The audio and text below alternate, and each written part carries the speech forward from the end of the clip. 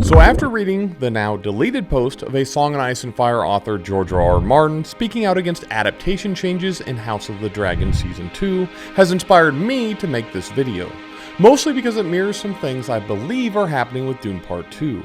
In his post, Martin brings up the butterfly effect, and explains it much better than I could, so I want to take a moment to read what he wrote. Most of you know about the butterfly effect, I assume.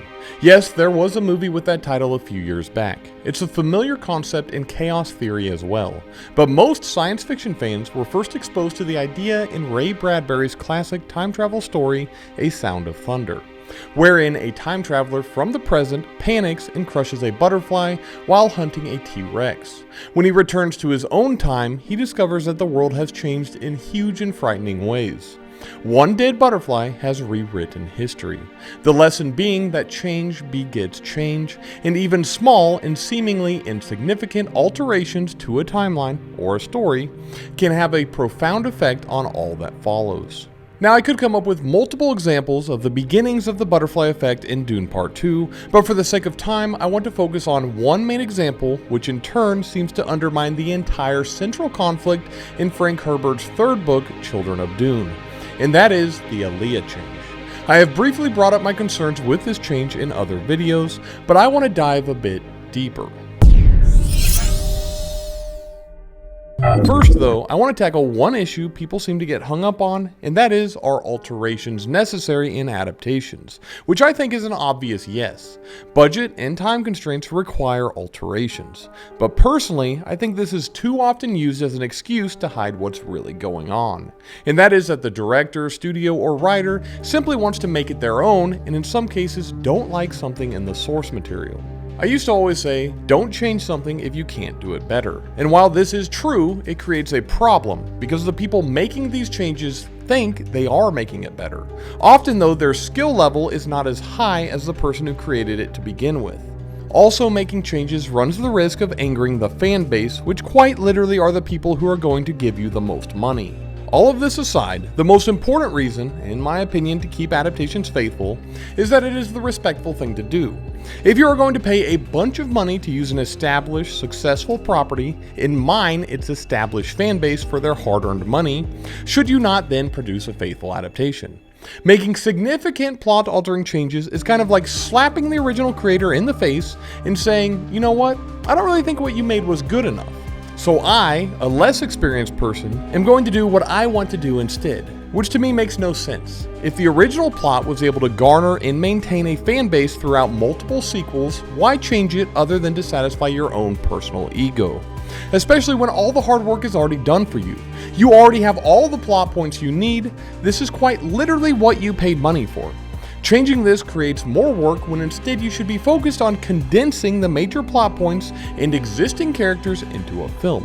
Which brings us to the Alia change. I do want to clarify that I'm not necessarily pointing blame at one individual because I don't know who made what decision. I am speaking in generalities and am worried about the future of Dune as a whole. And my stance on Denis Villeneuve is that I do like a lot of his movies. However, I think Dune Part 2 was a step down from Part 1, both in story changes, but also just as a film in general. And so I often find myself critiquing it simply because I really wanted to like it. So while I think changes in general are unavoidable, I think significant plot-altering changes are avoidable. I really think more care needs to be put into making sure the largest butterflies remain alive when making an adaptation. So, in Dune Part 2, Alia is not yet born and instead exists inside Jessica's womb throughout the film. Aside from a couple of prescient vision interactions she has with Paul, both as a fetus as well as a fully grown woman played by Anya Taylor-Joy. So this change creates our butterfly effect. It means that all the interactions Alia had as a child no longer happened. We no longer get to see what it means to be a preborn child growing up among the Fremen during Paul's rise to power. And most importantly, Alia doesn't get to kill her grandfather, the Baron Vladimir Harkonnen, obtaining the moniker Saint Alia of the Knife. In fact, she now has no physical on-screen interaction with him at all.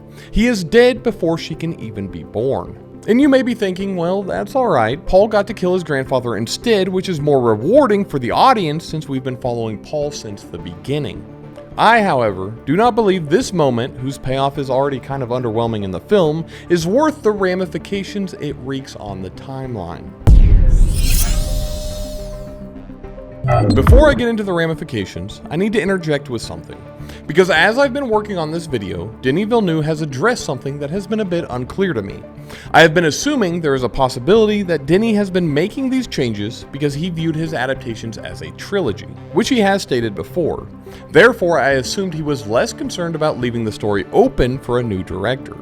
However, in an interview with Vanity Fair, Denis stated in reference to returning for Dune Messiah that, "It's not like a trilogy. It's strange to say that, but if I go back there, it's to do something that feels different and has its own identity."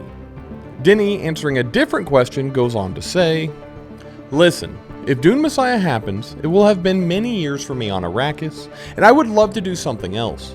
I think that it would be a good idea for me to make sure that, in Messiah, there are seeds in the project if someone wants to do something else afterwards, because they are beautiful books.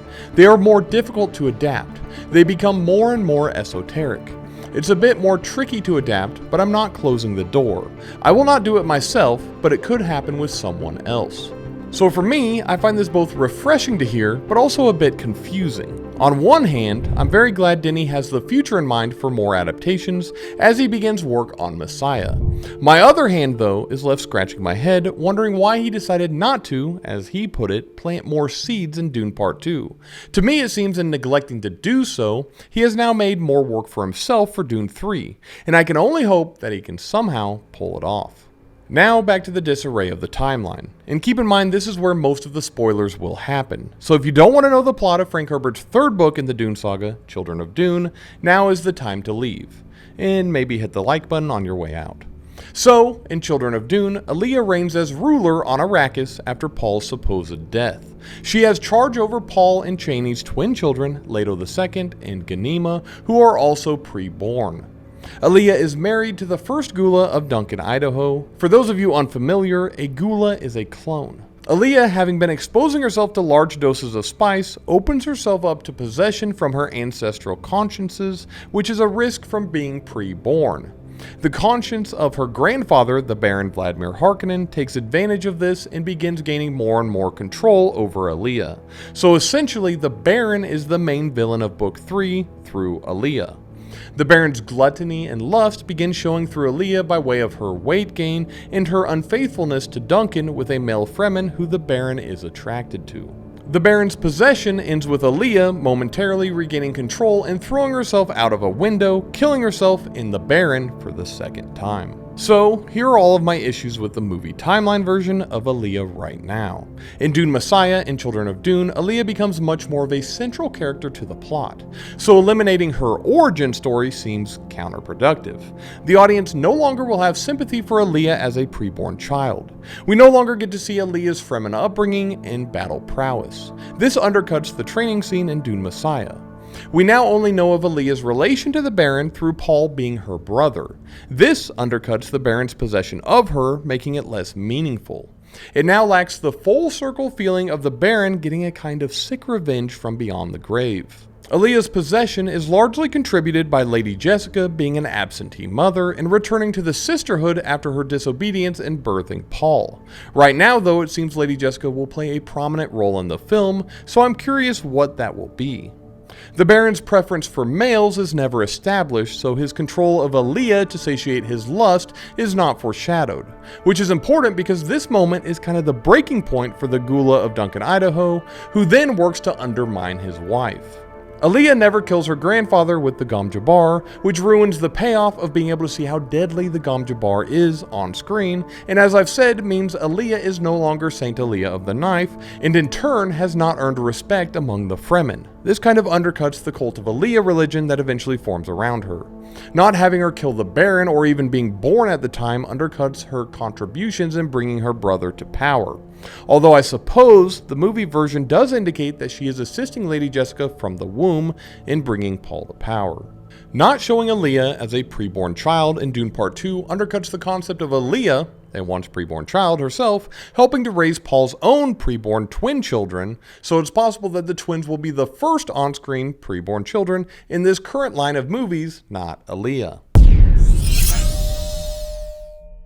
I am right now of the opinion that during Dune Part 2, Denis may not have had the future in mind as much. This Alia alteration is just one of numerous butterfly effects that have mostly started in Dune Part 2 that will likely have a ripple effect in future movies, if Denis doesn't take care to have a solid, faithful script for Dune 3, especially since he has already stated he is done after this next movie. Among these changes that are concerning is Chani's entire character, Lady Jessica's new character arc, the lack of importance Paul's control over the spies has at the end of the movie, the insistence to put the Sisterhood as the overarching villains of these films, and the absence of foreshadowing for many of the other factions in the Dune universe. And then there's other things that have the beginnings of foreshadowing in Part 1 but had no payoff in Part 2, such as making sure we know Lady Jessica is a concubine but holding Leto's entire love, and then not mirroring that concept with Paul and Chani, or bringing up the weirding way but not fully committing to it, briefly mentioning the Spacing Guild and not following up on it. Granted, a lot of these pieces could come together in Dune 3, but in my opinion, Denis has not made it any easier on himself. He now has just one movie to both introduce Alia as an adult, on top of retroactively explaining her childhood, or giving us flashbacks of Alia growing up during Paul's jihad, on top of introducing, explaining, or condensing the different characters and races involved in the plot to overthrow Paul and Dune Messiah. What do you think? Will Denis be able to give us a satisfying conclusion to his not trilogy of Dune movies, or is it doomed to fail? If you enjoyed this video, consider subscribing to the channel for more Dune and other sci-fi fantasy content. Until next time.